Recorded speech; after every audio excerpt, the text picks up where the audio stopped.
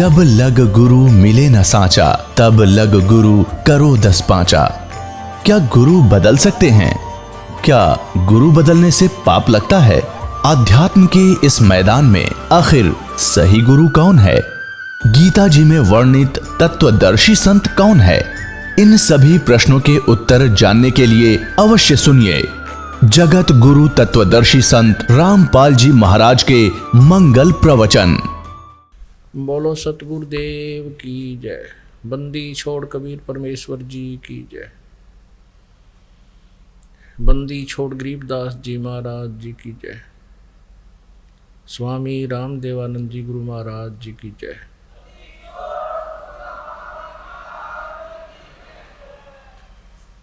सर्व संतों की जय, सर्व भक्तों की जय, धर्मी पुरुषों की जय।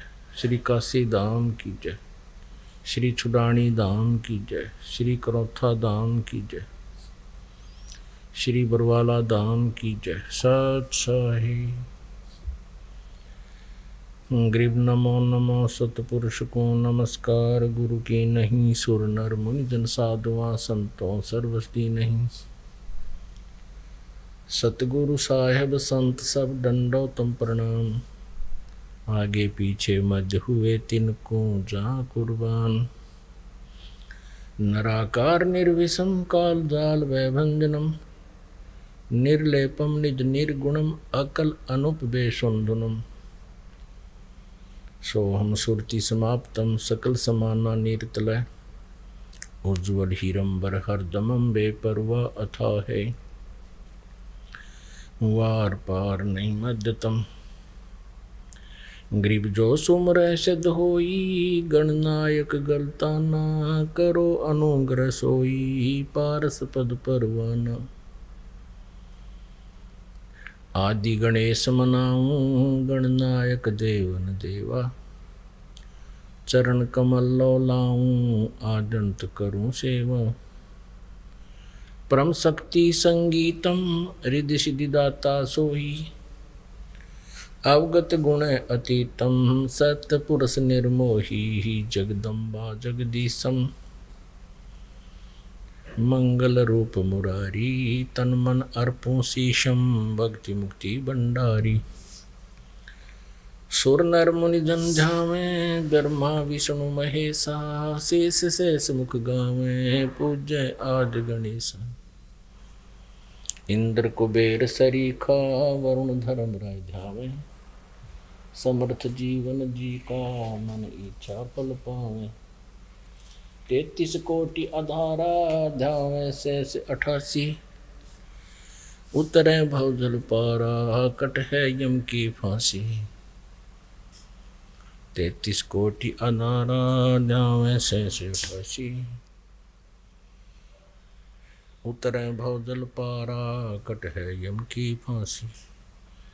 सत साही कर जोरूं विनती करूं।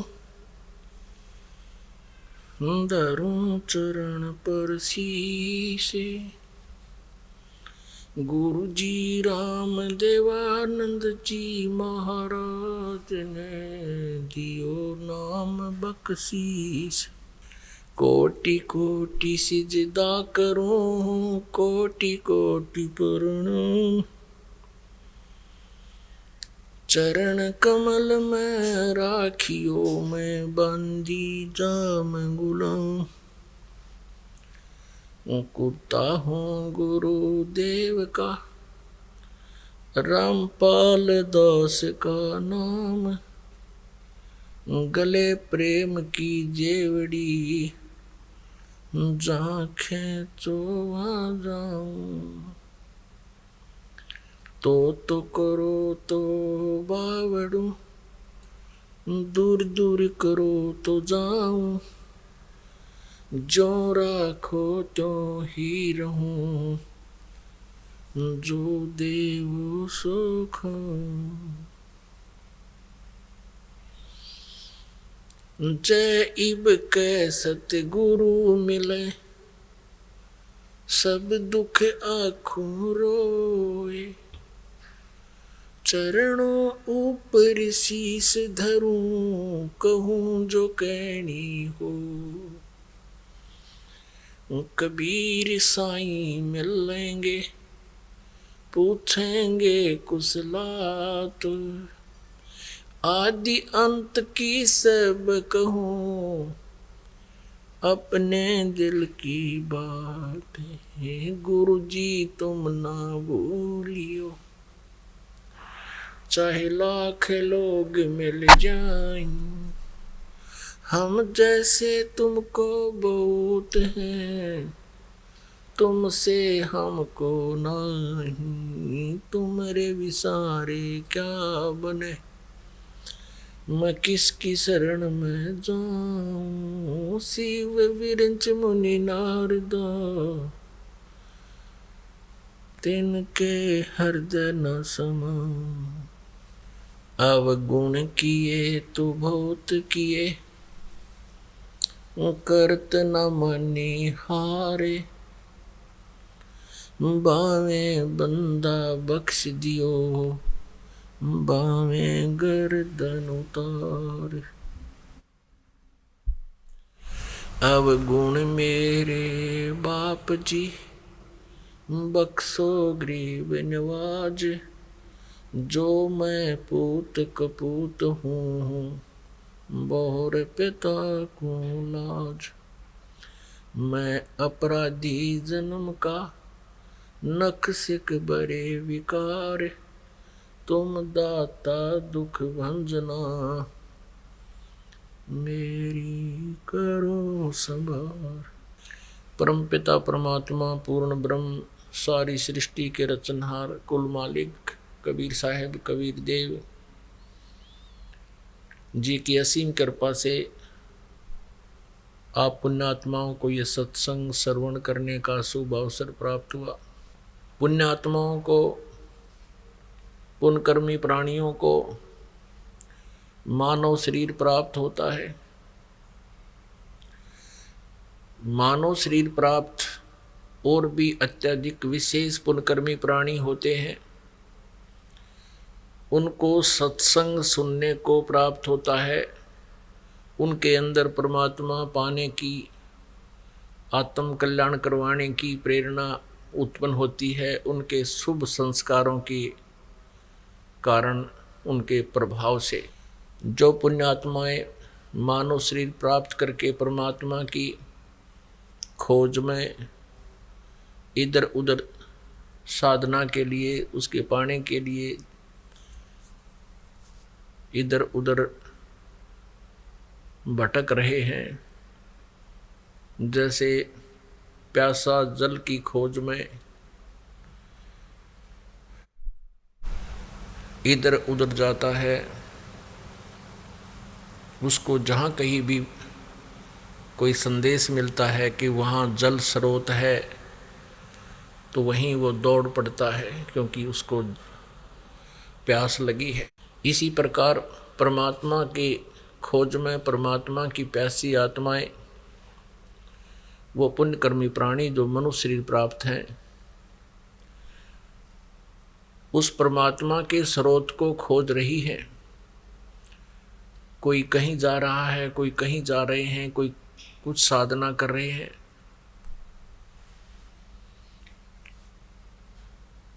एक विशेष विचारणीय विषय है कि जो व्यक्ति कोई प्यासा हो और वो किसी से ये पूछ रहा है कि मुझे प्यास लगी है, जल कहाँ प्राप्त होगा, उसको कोई मिसगाइड करता है कि इस दिशा में चले जाओ, वहाँ एक बहुत बड़ा सरोवर है, स्वच्छ जल है, या कोई बताता है कि वहाँ एक हैंड पंप है, उसमें बहुत अच्छा जल है। तो प्यासी आत्मा तो तुरंत उधर प्रस्थान करेगी ही करेगी। अब वहाँ जाकर देखता है कि हैंड पंप तो है, लेकिन उसमें जल नहीं है। वो कोशिश भी करता है उसको हिलाने डुलाने की, तो फिर वहाँ कुछ समय के बाद वो चल पड़ता है कि बात बनी नहीं। फिर किसी अन्य से पूछता है, वो कहता है कि वहाँ जल का बहुत अच्छा स्रोत है, बहुत अच्छा हैंडपंप लगा हुआ है या कोई सरोवर है। वहाँ पर जाता है, वहाँ भी उसको जल नहीं मिलता है, तो अंत में वो मृत्यु को प्राप्त हो जाता है। यही दशा आज उन पुण्य आत्माओं की है जो परमात्मा की प्यास में, परमात्मा को पाने के लिए नाना प्रकार की साधनाएं कर रहे हैं, किसी ना किसी के कहे अनुसार। जैसे कोई श्रद्धालु कहता है कि हमारे गुरुदेव जी बहुत ही पहुँचे हुए महापुरुष हैं और उनके शरण में जाने से, उनसे दीक्षा लेने से आत्म कल्याण संभव है।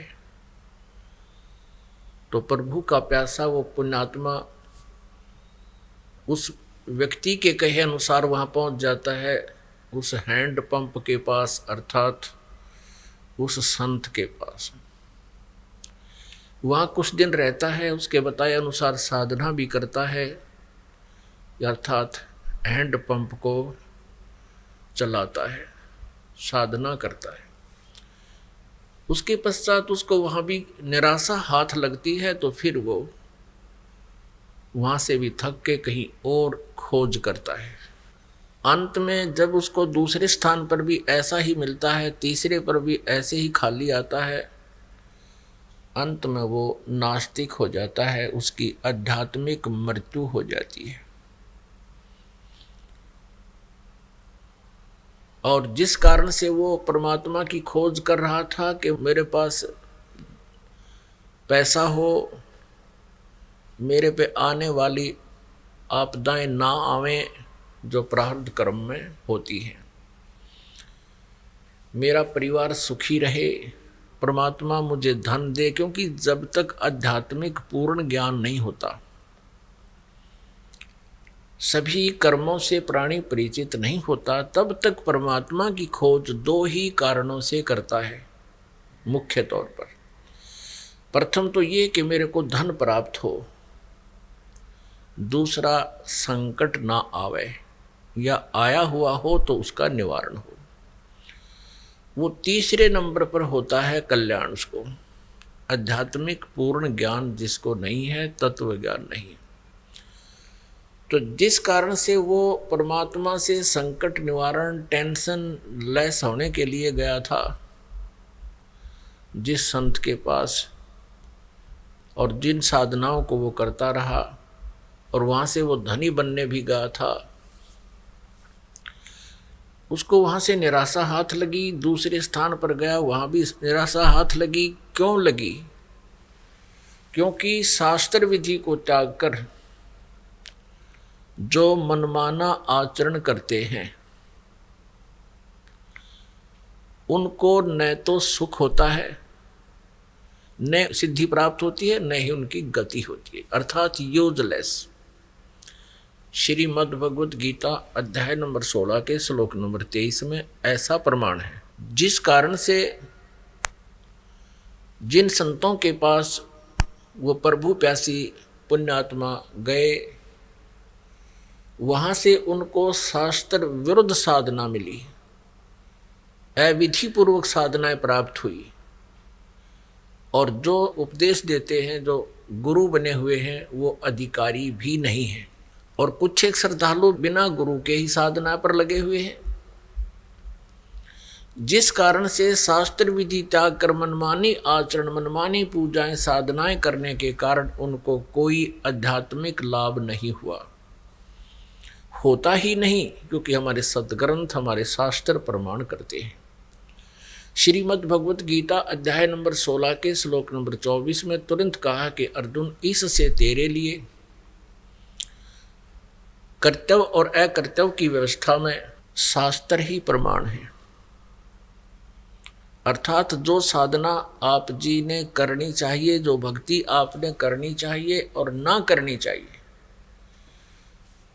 उसको किसी के कहने सुनने से दंत कथा के आधार से ना तो करना प्रारंभ करना चाहिए और न ही त्यागना चाहिए। तेरे लिए शास्त्र ही प्रमाण है, यानी जो सदग्रंथ हमें बताते हैं, अपने सदग्रंथ जो प्रमाण देते हैं कि ये साधना, ये मंत्र और पूर्ण संत से लेकर के किया जाए तो उसका मोक्ष निश्चित है, उसके संकट भी निवारण होते हैं। तो हमारे मुख्य सदग्रंथ, वैसे तो सभी सदग्रंथ आदरणीय हैं, क्योंकि किसी न किसी महापुरुष के मुखारविंद से उच्चारित होते हैं, उनके मुख कमल से उच्चरित वाणी होती है। जैसे 18 पुराण हैं, ये भी शास्त्र कहलाते हैं। जैसे उपनिषद हैं, ये भी शास्त्र कहलाते हैं। लेकिन जो शास्त्र, जो सदग्रंथ गॉड गिवन है, प्रभु दत्त हैं, वही शास्त्र प्रमाणित है। उन्हीं शास्त्रों से पूजा की विधि को ग्रहण करना चाहिए। वो कौन कौन से हैं? जैसे उपनिषद क्या चीज है? ये किसी व्यक्ति, ऋषि, संत, साधक की अपने अनुभव की कृति होती है। उसके अपने जीवन काल में जो भी उसने उपलब्धि हुई, जिस साधना से, वो अपना अनुभव उसमें लिख देता है। यदि उसका अनुभव पवित्र सदग्रंथों से मेल खाता है तो साधना ठीक है, उसमें लिखा हुआ विवरण ठीक है। यदि सदग्रंथों से मेल नहीं खाता है, अब सदग्रंथ कौन से हैं? पवित्र वेद, पवित्र श्रीमद् भगवत गीता। पवित्र वेद जो हैं ये परमात्मा के दिए हुए हैं, गॉड गिवन है। और पवित्र श्रीमद् भगवत गीता भी गॉड गिवन है। अब पवित्र चारों वेद, ऋग्वेद, यजुर्वेद, सामवेद और अथर्ववेद, और ये तो 4 वेद हैं जो ईजिली अवेलेबल हैं, सुलभ हैं, सबके पास तकरीबन मिल जाते हैं। और इन्हीं 4 वेदों का अभी तक जो है विवरण, इसका रेफरेंस प्रवचनकर्ता या ऋषि महर्षि बताते रहे कि हम इन वेदों अनुसार साधना कर तथा करवा रहे। और 5वां वेद है सूक्ष्म वेद, सूक्ष्म वेद, सूक्ष्म, जिसको सवसम वेद भी कहते हैं, जिसके विषय में श्रीमद् भगवत गीता अध्याय नंबर 4 के श्लोक नंबर 32 में प्रमाण दिया है। उसमें बताया है कि जैसे गीता अध्याय 4 के श्लोक 25 से लेकर 31 तक जैसी जैसी भी कोई साधक साधनाएं करता है, वो अपनी साधना को पापनाशक जानते हैं, मानते हैं। लेकिन इस प्रकार की यज्ञों का, यज्ञमीन धार्मिक अनुष्ठानों का विस्तार से विवरण, यथार्थ जानकारी, कौन सा ठीक है कौन सा गलत है, इसके सहित सच्चिदानंद घन ब्रह्म की वाणी में ब्रह्मणे मुखे, संस्कृत में लिखा है ब्रह्मणे मुखे। यहाँ पर इन श्रीमद् भगवत गीता जी के अनुवादकर्ताओं ने यहाँ गड़बड़ी कर दी। इन्होंने लिख दिया, ब्रह्मणे मुखे का अर्थ कर रखा है वेद की वाणी। ये गलत अनुवाद किया है, क्योंकि ब्रह्मणे माने वेद नहीं होते। ब्रह्मणे का अर्थ होता है नेक्स्ट प्रभु, यानी बड़ा भगवान, सच्चिदानंद घन ब्रह्म। अब ब्रह्मणे का अर्थ हम इन्हीं के अनुवाद में श्रीमद् भगवत गीता अध्याय 17 के श्लोक 23 से लेते हैं। श्लोक 23 में इन्होंने स्वयं ही लिखा है, ब्रह्मणे का अर्थ लिखा है सच्चिदानंद घन ब्रह्म, और यहां ब्रह्मणे का अर्थ चौथे अध्याय के 32वें श्लोक में ये स्वयं गलत कर रहे हैं, ब्रह्मणे का अर्थ कर रहे हैं वेद। नहीं, ये गलत कर दिया। श्रीमद् भगवत गीता अध्याय 17 श्लोक 23 में कहा कि ओम तत्सत इति निर्देश है ब्रह्मणे त्रिविध समर्थ है। सच्चिदानंद घन ब्रह्म के सिमरण का, उसकी प्राप्ति का, उसकी साधना का 3 प्रकार से सिमरण किया जाने वाला ये 3 मंत्र का ओम तत्सत मंत्र है, जाप है। ओम तो सीधा है, तत् और सत ये सांकेतिक गुप्त है। तो सच्चिदानंद घन ब्रह्म की वाणी में चौथे अध्याय के 32वें श्लोक में स्पष्ट किया है कि वो तत्व ज्ञान है जो सच्चिदानंद घन ब्रह्म की वाणी में, यानी पूर्ण परमात्मा ने, परमेश्वर ने, सत्य पुरुष ने, पूर्ण ब्रह्म ने स्वयं आकर के अपने मुखारविंद से जो ज्ञान बोला है, सच्चिदानंद घन ब्रह्म की वाणी कहलाती है। ब्रह्मणे मुखे वो तत्व ज्ञान है, वो सूक्ष्म वेद है, वो 5वां वेद है, उसको तत्व ज्ञान भी कहते हैं।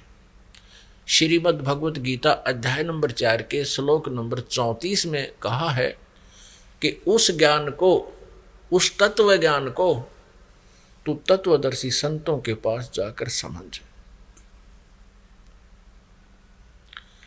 उनको विनम्र भाव से प्रार्थना करने से, विनम्रता से प्रसन्न करने से वह तत्वदर्शी संत तुझे उस तत्व ज्ञान का, परमात्म ज्ञान का, यानी गीता ज्ञान दाता से अन्य कोई परमात्म है, उस परमेश्वर की जानकारी देंगे, उसके बारे में बताएंगे। तो ये 5 वेद हैं। 4 वेदों से तो आप आसानी से परिचित हैं, जो प्रभु की प्यासे हैं वो वेदों से परिचित हैं, इन 4 वेदों से। लेकिन 5वां वेद जो है ये सच्चिदानंद घन ब्रह्म की वाणी है, ये कबीर वाणी है। तो इन 4 वेदों में पूर्ण परमात्मा सत्य पुरुष अर्थात परम अक्षर ब्रह्म की विशेष जानकारी है, लेकिन इन 4 वेदों में उसके पाने की विधि नहीं है, उसकी भक्ति की साधना नहीं है। इसी कारण से परमेश्वर कबीर देव जी ने, कबीर साहब ने, पूर्ण परमात्मा ने, परम अक्षर ब्रह्म ने लगभग 600 वर्ष पहले सन 1398 में वो सतलोक से चलकर आए, एक नवजात शिशु का रूप धारण किया, कमल के फूल पर, काशी शहर में लहर तारा नामक तालाब के में विकसित कमल के फूल पर वो परमेश्वर नवजात शिशु का रूप धारण करके प्रकट हुए। उनको नीरू और नीमा नाम का एक जुलाहा दंपति उठा ले गया। उन्होंने, उनके संतान नहीं थी, वहाँ परमात्मा लीला में शरीर से बड़े होने लगे और आगे चल के जुलाहे का कार्य करने लगे, जिस कारण से वो परमात्मा जुलाहा कबीर नाम से प्रसिद्ध हुए, दानक कबीर नाम से प्रसिद्ध हुए। उस परमेश्वर ने, कबीर देव जी ने, सच्चिदानंद घन ब्रह्म ने अपनी कबीर वाणी में, सच्चिदानंद घन ब्रह्म की वाणी में कहा था कि वेद मेरा भेद है, मैं मिलूं वेदन से नाही, और जौन वेद से मैं मिलूं, ये वेद जानते नहीं। परमेश्वर कबीर देव जी ने ये कहा था जब ये सच्चिदानंद घन ब्रह्म की वाणी अपने मुख कमल से उच्चारण किया करते थे, बोला करते थे, जो धर्मदास साहब जी ने, आदरणीय धर्मदास जी ने लिपिबद्ध किया था। उसमें कहा कि धर्मदास, ये वेद मेरा भेद है। जैसे श्रीमद् भगवत गीता जी को अर्जुन को पात्र बना के इस काल भगवान ने, ब्रह्म ने श्री कृष्ण जी में प्रवेश करके बोला था, ऐसे परमात्मा ने अपने सामने अपने आप ही अपने मुखारविंद थे, इसलिए ब्रह्मणे मुखे कहा इसको, यानी परमात्मा के स्वयं मुखारविंद से उच्चारित है। वो किसी की हेल्प नहीं लेता, जैसे ये काल लेता है, श्री कृष्ण जी के शरीर की हल्प लेकर इसने गीता का ज्ञान दिया, इसमें प्रवेश कर। अब श्रीमद् भगवत गीता भी ब्रह्मणे मुखे नहीं है, यानी पूर्ण परमात्मा परमेश्वर सच्चिदानंद घन ब्रह्म के मुख से उच्चारित वाणी नहीं है। परमात्मा सच्चिदानंद ब्रह्म द्वारा दिए गए ज्ञान को इस काल ने अपने पुत्र श्री कृष्ण जी में यानी विष्णु जी में प्रवेश करके बोला, तो वो सच्चिदानंद घन ब्रह्म की वाणी नहीं है, उसके मुख से उतरित नहीं है। ज्ञान भले ही पूर्ण परमात्मा का ही दिया हुआ। तो यहाँ हमने ये समझना है कि वो सच्चिदानंद घन ब्रह्म की वाणी में परमेश्वर ने स्वयं अपने मुखारविंद से उच्चारण किया था, कहा था कि वेद मेरा भेद है।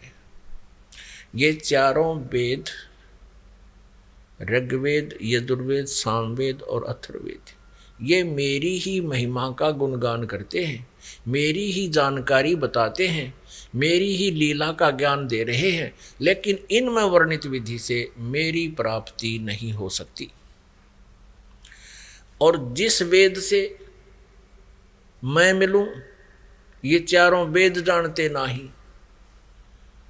वो सच्चिदानंद घन ब्रह्म की वाणी में है। और यही पवित्र श्रीमद् भगवत गीता जी कह रही है 4 अध्याय के 32वें श्लोक में कि इस प्रकार का धार्मिक यज्ञों की जानकारी, धार्मिक अनुष्ठानों की, साधनाओं की जानकारी सच्चिदानंद घन ब्रह्म की वाणी में विस्तार से कहा गया है।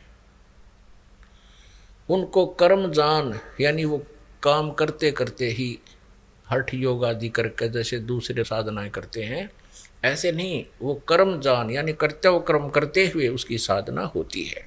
और उसको जानकर उसके अनुसार साधना करने से तो सभी कर्मों से छूट जाएगा, मुक्त हो जाएगा।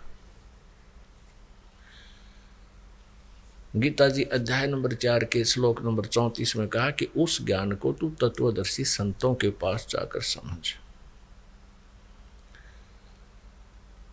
और वो तत्वदर्शी संत तुझे परमात्म तत्व का ज्ञान देंगे। यदि गीता ज्ञान दाता को वो ज्ञान होता तो 18 अध्याय जो उन्होंने बोले कहे श्री कृष्ण जी के द्वारा, तो 1-2 अध्याय और भी लिख देता। ये लिखने की आवश्यकता नहीं थी, किसी तत्वदर्शी संत के पास जाकर समझो। इससे सिद्ध है कि वो ज्ञान श्रीमद् भगवत गीता जी में नहीं है। इसलिए गीता जी अध्याय नंबर 8 के श्लोक नंबर 1 में अर्जुन ने पूछा कि हे प्रभु, आपने गीता जी अध्याय नंबर 7 के श्लोक नंबर 29 में 29वें जिस तत्व ब्रह्म की जानकारी दी है, उसमें क्या कहा है? 7वें अध्याय के 29वें श्लोक में गीता ज्ञानदाता कहता है कि मेरे आश्रित होकर, अर्थात मैं जो मार्गदर्शन कर रहा हूँ, जो मैं तुझे ज्ञान बता रहा हूँ, इसको आधार मानकर जिन्होंने तत्वदर्शी संत की खोज कर ली, जिनको तत्वदर्शी संत मिल गया, और जो तत्ब्रह्म को जानते हैं और पूरे आध्यात्मिक इस ज्ञान से परिचित हैं और सभी कर्मों को जो जानते हैं, वो केवल जरा और मरण से छूटने का ही प्रयत्न करते हैं। जरा मरण मोक्षाय यतन्ति ये, मम आश्रित यतन्ति ये, ब्रह्म तत्विदु कृष्णम अध्यात्म और अखिल कर्म, यानी वो अखिल अध्यात्म कृष्णम कर्मम, यानी सब कर्मों से, अखिल माने पूर्ण सभी कर्मों से और पूरे अध्यात्म ज्ञान से और तत्ब्रह्म से परिचित हैं वो। इसका सीधा सा अर्थ है 7वें अध्याय के 29वें श्लोक का कि जो साधक केवल बुढ़ापा और मृत्यु, जरा मीन वृद्ध अवस्था, मरण माने मृत्यु, इन दोनों से छूटने का जो प्रयत्न करते हैं और जो ऐसा करते हैं, उन्होंने मेरा इस ज्ञान का आश्रय लिया है, उन्होंने तत्वदर्शी संत की खोज कर ली है, और उनको फिर तत्ब्रह्म की जानकारी होगी कि वो पूर्ण परमात्मा ही पूजा के योग्य है, उसी से पूर्ण मोक्ष होगा, परम अक्षर ब्रह्म से, और वहीं उसी की साधना से जरा और मरण से छूट सकता है। और वो व्यक्ति उस तत्व ब्रह्म से परिचित है और सारे अध्यात्म ज्ञान से, कर्म से, अध्यात्म ज्ञान से परिचित है और सभी कर्मों से परिचित है। वो व्यक्ति जो केवल जरा और मन से मुक्ति के लिए ही प्रयत्नशील है, साधना कर रहा है। अब गीता ज्ञानदाता चौथे अध्याय के 5वें श्लोक में, 9वें श्लोक में, गीता जी के दूसरे अध्याय के 12वें श्लोक में, गीता जी अध्याय नंबर 10 के श्लोक नंबर 2 में, और श्रीमद् भगवद गीता अध्याय नंबर 4 के श्लोक 5 और 9 में स्पष्ट कह रहा है कि अर्जुन, तेरे और मेरे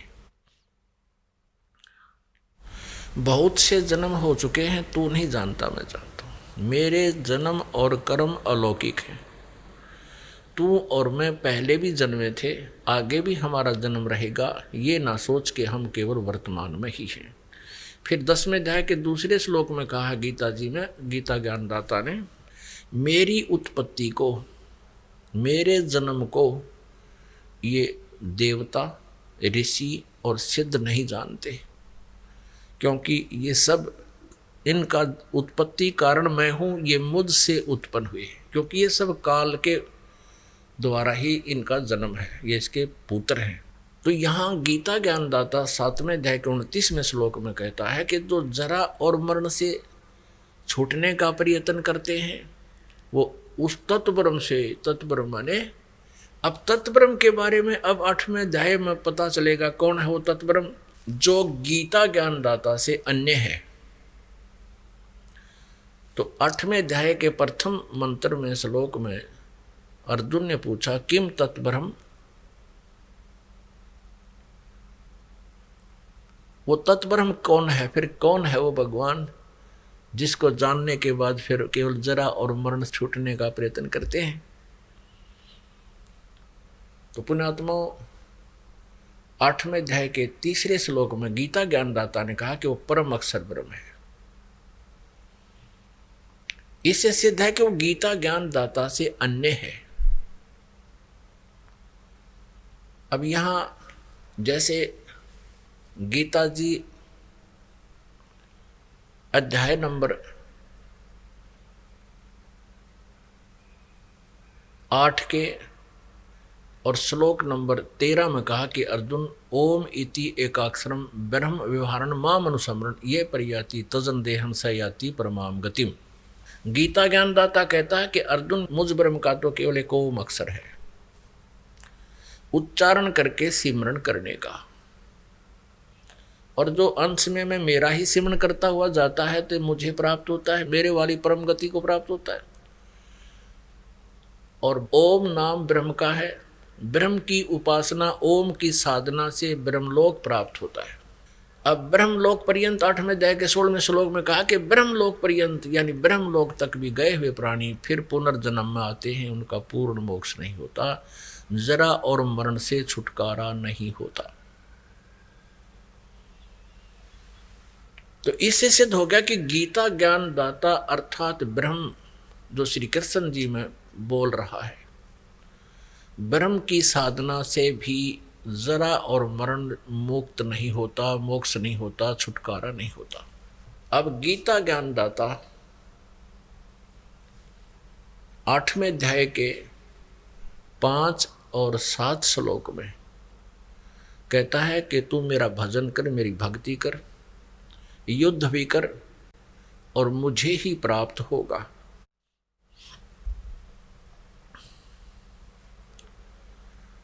फिर 8वें अध्याय के 6 श्लोक में कहा कि ये एक नियम है अर्जुन, जो व्यक्ति अंत समय में जिस भी इष्ट में अपनी भावना रखे हुए शरीर त्याग कर जाता है, उसी को प्राप्त होता है। गीता जी अध्याय नंबर 8 के श्लोक 8, 9 और 10 में कहा है कि वो सच्चिदानंद घन ब्रह्म की जो साधना करता है, जिसके विषय में 17वें अध्याय के गीता जी में और 23वें श्लोक में कहा है, उसकी साधना कैसे होती है। ओम तत्सत इति निर्देश ब्रह्मण, ब्रह्मण माने सच्चिदानंद घन ब्रह्म। उस सच्चिदानंद घन ब्रह्म का 3 प्रकार के मंत्र के सिमरन का निर्देश है। निर्देश mean nothing else, final order. ये परमात्मा का निर्देश है और कोई मंत्र नहीं। ओम तो ब्रह्म का है और तत् और सत ये सांकेतिक गुप्त कोड वर्ण है, गुप्त मंत्र। ये दास बता सकता है इस विश्व में, और इस दास से प्राप्त करके कोई वैसे बताता है तो वो अनधिकारी है, उससे कोई लाभ होने वाला नहीं है और उसका भी भक्ति खंड हो जाता है। जैसे किसी ने ड्राइविंग लाइसेंस बनवा लिया हो और फिर दूसरे का बाप पे बनाने लग जाओ वैसे ही प्रिंट करा के, तो दोनों दोषी हो जाएंगे।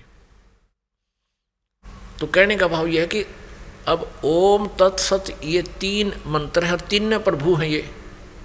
ओम तो ब्रह्म का, और जिसको सरपुरुष भी कहते हैं, सरपुरुष, सरपुरुष, अक्षर पुरुष, परम अक्षर पुरुष।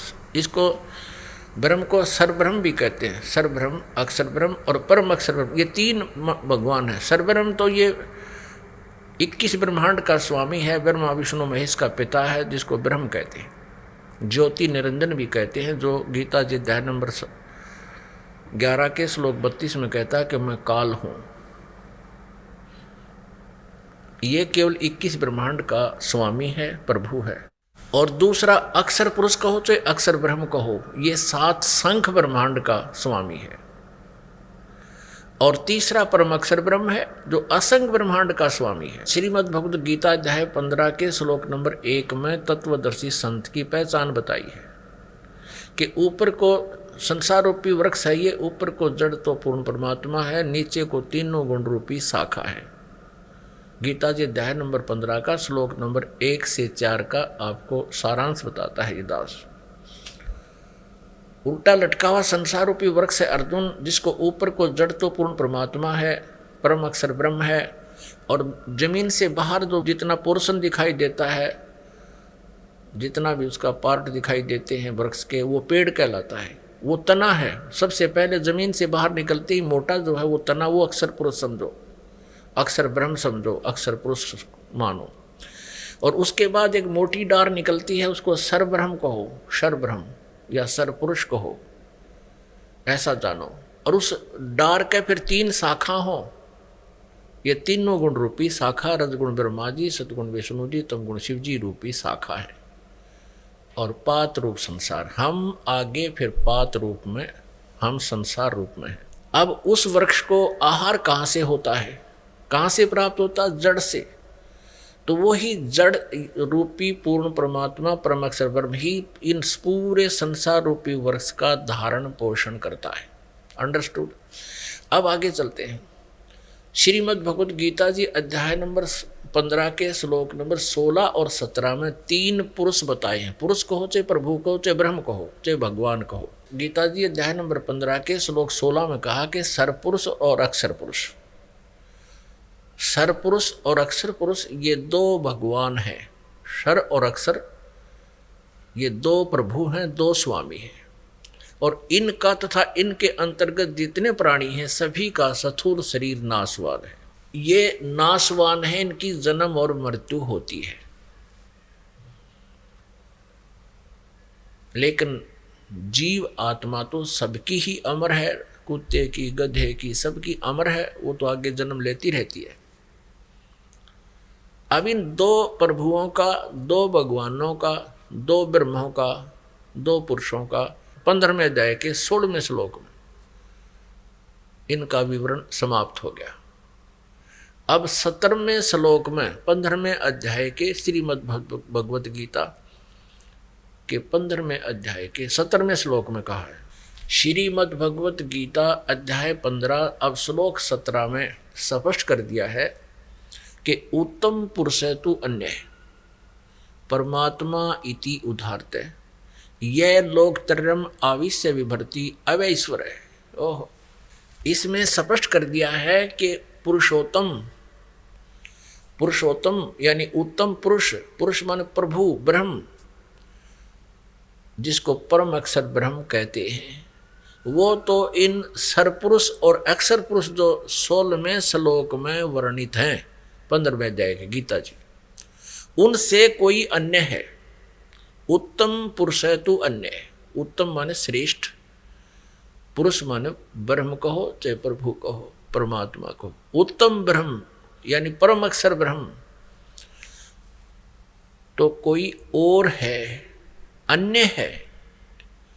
और परमात्मा इति उदाहरते, जिसको भगवान कहा जाता है, भगवान उसे कहते हैं जो केवल सुख दे, दुख नहीं देता। परमात्मा उसे कहते हैं जो दुख नहीं देता, केवल सुख सुख देता है। और फिर कहा है निचली पंक्ति में कि यह लोकत्रय आविश्य विभर्ति अवैश्वर है, जो तीनों लोकों में प्रवेश करके सबका धारण पोषण करता है, वो है अविनाशी परमात्मा, वह अविनाशी परमेश्वर है, वो है वास्तव में अविनाशी, वो है सच्चिदानंद घन ब्रह्म, वो है परम अक्षर ब्रह्म। अब यहाँ थोड़ा सा भ्रम उत्पन्न होता है श्रीमद् भगवत गीता जी के पाठकों को कि श्रीमद् भगवत गीता अध्याय नंबर 15 के श्लोक नंबर 18 में गीता ज्ञानदाता ये ब्रह्म कह रहा है कि मैं तो पुरुषोत्तम, लोक वेद के आधार से मैं पुरुषोत्तम प्रसिद्ध हूं। लोक वेद किसे कहते हैं? दंत कथा, किसी कहा सुना ज्ञान जो वेद प्रमाणित, जो सदग्रंथ प्रमाणित ना हो। लोक वेद कथा, दंत कथा सीधा सारथ समझो, जो सुना सुनाया ज्ञान, आम व्यक्ति के द्वारा सुनाया हुआ ज्ञान। अपने आप को पुरुषोत्तम प्रसिद्ध होने का कारण भी बता रहा है कि मेरे अंतर्गत 21 ब्रह्मांड में मेरे अधीन जितने प्राणी हैं, चाहे वह ब्रह्मा विष्णु महेश हैं, चाहे रंक हैं, चाहे राजा है, चाहे अन्य चींटी से लेकर हाथी तक है, ये सभी इस ब्रह्म के कंट्रोल में है। ये इनसे ताकतवर है। जैसे श्री विष्णु जी 16 कला के प्रभु हैं, इसमें 16 प्रकार की शक्तियां हैं और ये 1000 प्रकार की कला वाला है। जैसे भगवान श्री विष्णु जी 4 भुजा के हैं, तो ये काल 1000 भुजा का ब्रह्म सरपुरुष जो 21 ब्रह्मांड का स्वामी है। तो ये क्या कहता है कि मैं तो पुरुषोत्तम इसलिए प्रसिद्ध हो रहा हूँ क्योंकि मेरे अंतर्गत जितने भी प्राणी हैं मैं उनसे उत्श्रेष्ठ हूँ, उनसे तगड़ा हूँ, ताकतवर हूँ, इसलिए मैं लोके वेदे पुरुषोत्तम प्रसिद्ध हूँ। स्पष्ट कर दिया कि आई एम नॉट पुरुषोत्तम, मैं पुरुषोत्तम नहीं हूँ। पुरुषोत्तम तो 15वें अध्याय के 17वें श्लोक में बता दिया कि यह उत्तम पुरुष को चाहे पुरुषोत्तम कहो, पुरुषोत्तम तो अन्य ही है जिसको परमात्मा कहा जाता है। और ये लोग तरम आविश्य विभर्ति अवैश्वर है, जो तीनों लोकों प्रवेश करके सबका धारण पोषण करता, वो है अविनाशी भगवान।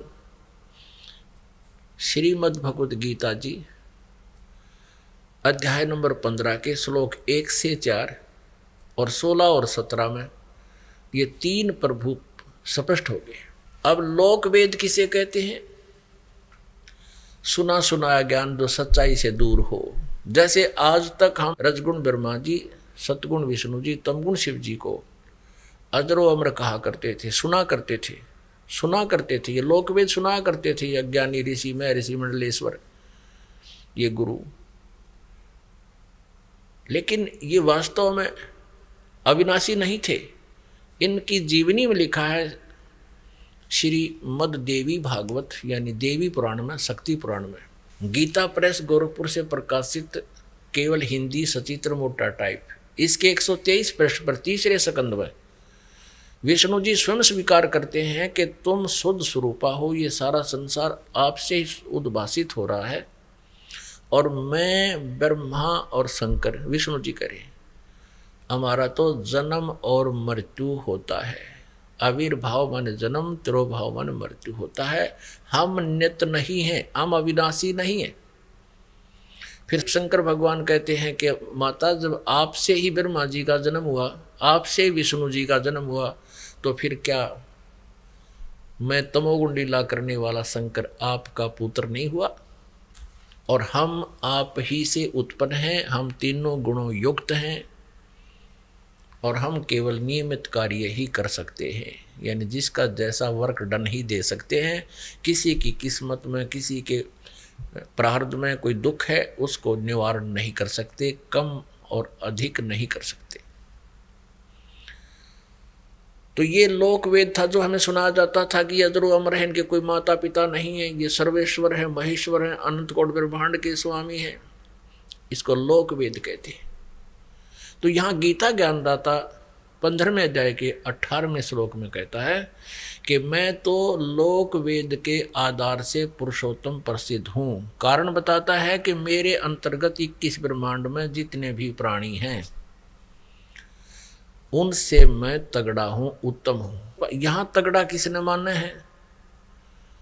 जैसे ऋषि हुआ करते, एक ऋषि ने, एक सिद्ध ने कोई एक सिद्धि प्राप्त कर ली और दूसरे के पास 2 होगी तो 2 वाला उससे उत्तम माना जाता है, बाकी दोनों चौड़ चपट। तो ऐसे ये 1000 भुजा का मालिक है, 1000 कला है इसके पास, और अन्य इसके अंतर्गत जो प्रभु हैं, श्री सतगुण विष्णु जी, श्री रजगुण ब्रह्मा जी और श्री शिव जी तमगुण, ये 16 कला के प्रभु हैं। ये वैसे तीनों ही 16 कला के प्रभु हैं, एक जैसी पावर है इनकी। बाकी श्री विष्णु जी ज़्यादा सुप्रसिद्ध हैं क्योंकि हम इनको ज़्यादा मानते रहे अब लोक वेद के आधार से। मैं तो देते रहे, इस शंकर भगवान जी को भी पैरेलल देते रहे, जबकि ये तीनों के तीनों 4 भुजा युक्त हैं, एक जैसी पावर है, एक जैसे ही विभाग हैं इनके।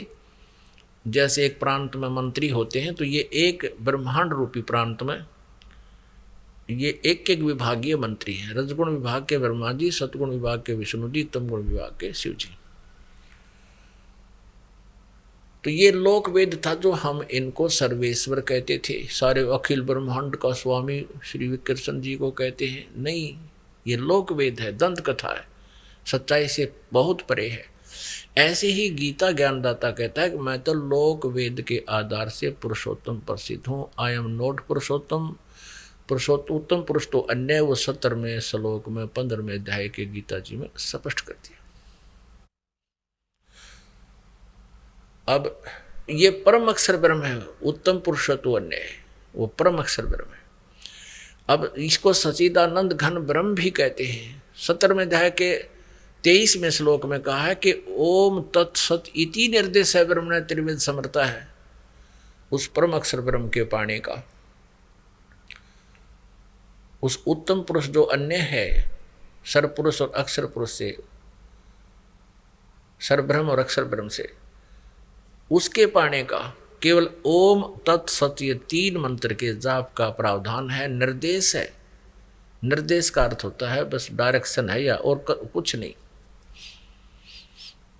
अब गीता जी अध्याय नंबर 8 के श्लोक नंबर 1 पर हम फिर आते हैं।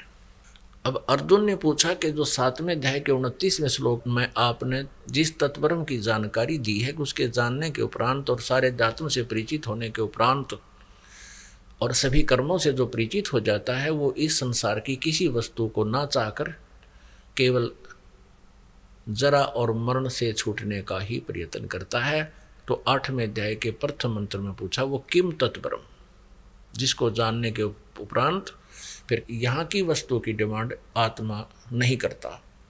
तो इसका उत्तर 8वें अध्याय के 3 श्लोक में दिया है कि वो परम अक्षर ब्रह्म है। वो श्रीमद् भगवद गीता अध्याय नंबर 15 के श्लोक नंबर 17 में जिसके विषय में जानकारी है। अब फिर हम 8वें अध्याय को लेते हैं। 8वें अध्याय के 5 और 7 में गीता ज्ञानदाता कहता है मेरी भक्ति कर, और मेरे में भाव वाला बन, मुझ में भावित रहे। अब हम जिस पर आसक्त रहेंगे अंत समय तक उसी में हमारी भावना बनी रहेगी। और फिर अंत समय में जहाँ आशा ता बासा होई, ये सूक्ष्म वेद की वाणी है, जहाँ आशा ता बासा होई और मन कर्म वचन सुमरियो सोई। जिस भी इष्ट की आप उपासना करते हो उसको मन कर्म वचन से जाप करना, तब जहाँ आशा रहेगी, जिसमें भावित रहोगे अंत समय तक, जिस पर आसक्त रहोगे उसी को प्राप्त होगे, जहाँ आशा ता बासा हुई। यही गीता जी अध्याय नंबर 8 के श्लोक नंबर 6 का निष्कर्ष है, जो अभी आपको बताया कि जहाँ आशा ता बासा हुई, मन कर्म वचन सुमरियो सोई। अब 8वें अध्याय के 7वें श्लोक में गीता ज्ञानदाता कहता तू युद्ध भी कर और मेरा सिमरण कर, मुझे ही प्राप्त होगा। बिल्कुल अपने सिमरण के बारे में इसने बता दिया, मेरा तो ओम एक अक्षर है मुझ ब्रह्म का, 8वें अध्याय के 13वें श्लोक में, नथिंग एल्स। और मेरे ओम नाम का जाप करके कहाँ जाएगा, ब्रह्म लोक प्राप्त होगा, इसकी परम गति यही है। और 8वें अध्याय के 16वें श्लोक में गीता जी में कहा कि ब्रह्मलोक पर्यंत भी गए हुए प्राणी फिर वापस जन्म मृत्यु में आते हैं, उनका जरा और मरण नहीं खत्म होता, समाप्त नहीं होता। इसलिए 7वें अध्याय के 18वें श्लोक में गीता ज्ञानदाता कहता है कि मेरी गति भी अनुत्तम, अनुत्तम माने गति घटिया, अश्रेष्ठ, अति अश्रेष्ठ, अनुत्तम। और ये अज्ञानी ऋषि महर्षि लोक वेद के आधार से कहते हैं, अनुत्तम का अर्थ भी बदल दिया इन्होंने तो अनुत्तम का अर्थ भी अनर्थ कर डाला कि जिससे उत्तम कोई और ना हो। अरे तेरा गजब हो, अनुत्तम का अर्थ ये हो ही नहीं सकता। फिर भी इनके लोक वेद से हम माने कि ये इसका अर्थ करते हैं जिससे उत्तम कोई और गति ना हो। फिर 18वें अध्याय के 62वें श्लोक में, और वो किस किस तरफ संकेत कर रहे हैं, अपने से अन्य किसी और परमेश्वर की शरण में जाने को कह रहे हैं कि जहाँ जाने के बाद फिर परम शांति होती है और सनातन परम धाम प्राप्त होता है। जैसे 15वें अध्याय के 1 से लेकर 4 में यही प्रमाण है कि तत्वदर्शी संत जो होगा उसकी पहचान बताई है, उल्टा लटके हुए संसार रूपी वृक्ष के जो सभी विभाग बता देगा, स वेदवित, वो तत्वदर्शी संत है। उसके पश्चात उस परमेश्वर के परम पद की खोज करनी चाहिए, जहां जाने के बाद प्राणी फिर लौटकर संसार में कभी नहीं आते, और केवल उसी की पूजा करनी चाहिए, नथिंग एल्स। और यहाँ यदि ये कहते हैं 18वें अध्याय के 62वें श्लोक के बारे में भी, ये अनाड़ी अज्ञानी ऋषि महर्षि मंडलेश्वर कहते हैं, कृष्ण जी अपने बारे में ही कह रहे हैं कि मेरी शरण में आ जा। अरे कमाल की आदमी, वो तो जाने की कह रहे हैं, कहते अपनी शरण के बारे में कह रहे, घुमा फिरा कर कहते हैं। तो यहाँ इनकी सोच कमजोर है, इनका ज्ञान ठीक नहीं। तो यहाँ गीता जी अध्याय नंबर 7 के श्लोक नंबर 18 में गीता ज्ञानदाता अपनी गति, परम गति को अश्रेष्ठ बता रहा, कति घटिया, क्योंकि चौथे अध्याय के 5वें और 9वें श्लोक में, दूसरे अध्याय के 12वें श्लोक में, 10वें अध्याय के गीता जी के दूसरे श्लोक में गीता ज्ञानदाता कहता है, अर्जुन तेरे और मेरे बहुत जन्म हो चुके हैं, तू नहीं जानता मैं जानता हूं। इसे सिद्ध है कि ये परम गति नहीं हुई, जन्म मृत्यु रहा तो ये कष्ट पे कष्ट रहेगा। और इसलिए उसने कहा है उस पुरुषोत्तम उत्तम पुरुषत्व अन्य है, उस परमेश्वर की शरण में जा, उसकी कृपा से ही तो परम शांति को और सनातन परम धाम को प्राप्त होगा, जहां जाने के बाद फिर कभी लौटकर संसार में नहीं आते। तो यहां इनकी ये टिप्पणी, ये कहना भी गलत सिद्ध हुआ।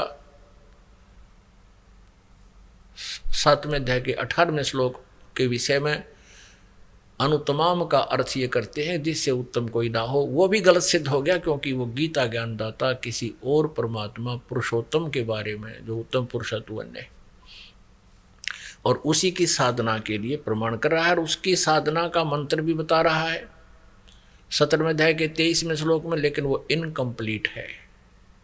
इसलिए श्रीमद् भगवद गीता अध्याय नंबर 4 के श्लोक नंबर 34 में कहा कि जो चौथे अध्याय के 32वें श्लोक में जिस सच्चिदानंद घन ब्रह्म की वाणी जानकारी दी है वो है तत्व ज्ञान। उस तत्व ज्ञान को किसी तत्वदर्शी संत से पूछो, समझो, वो बतावेंगे। उस परमात्म तत्व का ज्ञान देंगे तुझे, तो वो परमात्म तत्व परम अक्षर ब्रह्म है। और उसके पाने का मंत्र है ओम तत्सत।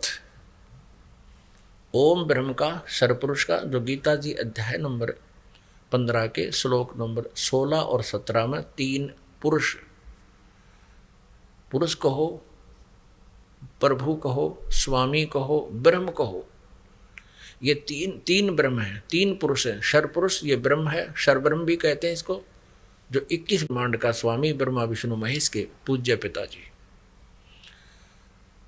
और अक्षर पुरुष ये 7 संग ब्रह्मांड का स्वामी है, ये 7 संग ब्रह्मांड का स्वामी। ये अक्षर पुरुष कहो चाहे इसको अक्षर ब्रह्म कहो। और जो 15वें अध्याय के 17वें श्लोक में कहा उत्तम पुरुष है तू अन्य परमात्मा इति उद्धारते है, वो है परम अक्षर पुरुष कहो चाहे उसे परम अक्षर ब्रह्म कहो, वो है वास्तव में अविनाशी परमात्मा। उस परम अक्षर ब्रह्म के पाने का 8वें अध्याय के 8, 9, 10 में स्पष्ट कहा है कि उसकी भक्ति करेगा तो उस सच्चिदानंद घन ब्रह्म की, यानी उस देव परम पुरुष की, उस पूर्ण परमात्मा की, परम अक्षर ब्रह्म की, जो उत्तम पुरुष अन्य है परम अक्षर ब्रह्म, जो 8वें अध्याय के 3रे श्लोक में जिसके विषय में कहा है, उसकी भक्ति करेगा तो उसको प्राप्त होगा। उसके पाने का मंत्र ओम तत्सत। ओम तो ये सरब्रह्म का, सरपुरुष का समझो, 21 ब्रह्मांड के स्वामी का, और अक्षर पुरुष का ये तत्, ये सांकेतिक है। ये ओम और तत् मिलकर ये 2 अक्षर का एक सतनाम बनता है। और तीसरा जो सत्य है 17वें अध्याय के 23वें श्लोक में, वो परम अक्षर ब्रह्म का मंत्र है, ये गुप्त है। तत् और सत्य ये सांकेतिक है, कोड वर्ड है, ये दास बताता है।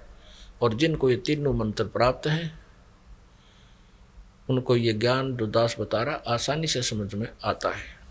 तो गीता अध्याय नंबर 8 के श्लोक नंबर 8, 9, 10 में कहा कि जो उस परमात्मा सच्चिदानंद घन ब्रह्म की भक्ति करता हुआ अंत समय में शरीर त्याग कर जाता है और अपने प्राण यानी जीव को, श्वास को बरकुटी के माध्यम में स्थिर कर लेता है, अपने आप हो जाता है। इस भक्ति से अपने आप होगा सब क्रियाएं। जैसे इंजन स्टार्ट कर दिया और गाड़ी ओके है तो अपने आप गियर लगते हैं, गियर चलेंगे, ब्रेक, सारे काम ऑटोमेटिक करेंगे तो उनको जब हैंडल किया जाएगा। तो इसी प्रकार इस परमात्मा की सतभक्ति से ये शरीर रूपी गाड़ी स्टार्ट हो जाती है, अंदर की सब क्रियाएं प्रारंभ हो जाती हैं।